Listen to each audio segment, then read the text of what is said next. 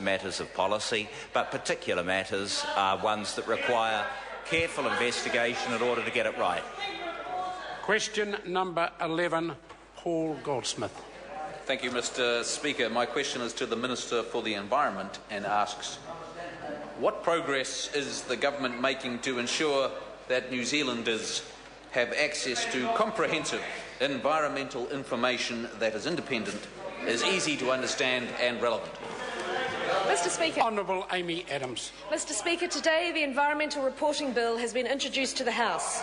It represents the government's commitment to a step change in the way we monitor and report to New Zealanders on the condition of our natural environment, and if passed will create for the very first time a statutorily mandated independent environmental reporting regime.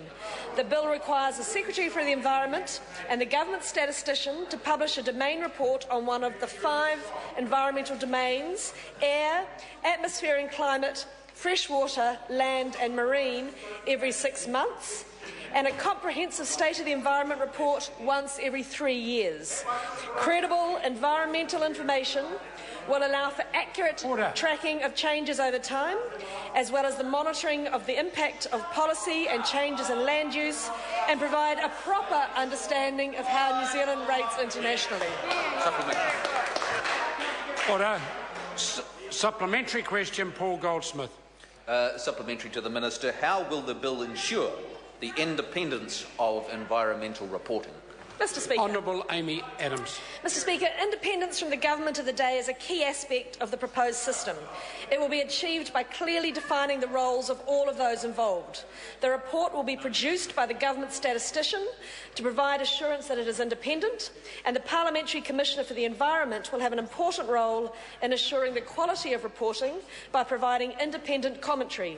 The Commissioner will have an enhanced legislated mandate to provide analysis of environmental data and reports, identification of trends and a discussion of implication and responses, along with additional funding to complete this work. I thank those parties that have already indicated their support, and I look forward to working with all members. Order. Supplementary question, Eugenie Sage. Thank you, Mr. Speaker.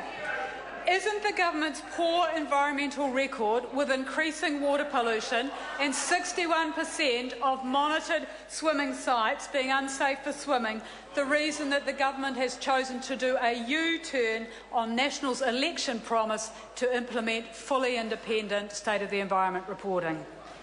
Mr. Speaker, Amy Adams. No, and the government has indeed implemented fully independent environment reporting, and what's more, Mr. Speaker, we have gone further than what we proposed by ensuring it will be done every 3 years rather than every 5 years as we originally proposed, and every 10 years, if at all, under the Labour Greens government. Supplementary.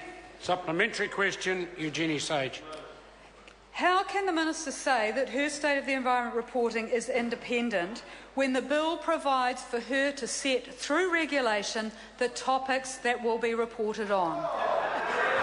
Honourable Amy Adams. Mr. Speaker, the fact that this House sets primary legislation and the Executive sets tertiary frameworks under which that happens is reasonably well established, and any statutory system has to have that.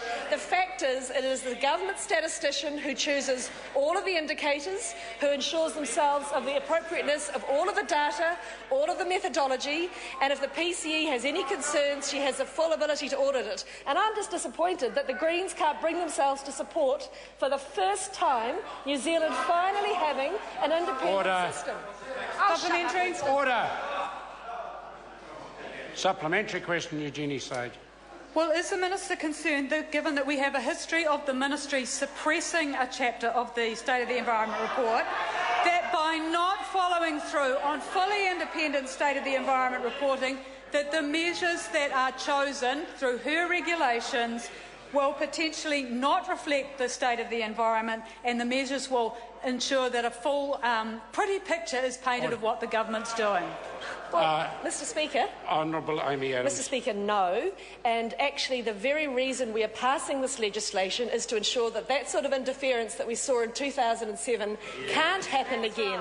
The government doesn't choose the measures. The government simply determines through regulation the areas to be covered. The statistician does the rest. That's right. Get on board, you Jamie. Order. Don't be such Order. a negative. Question number 12, Dr. Rajen Prasad. Thank you, Mr Speaker. My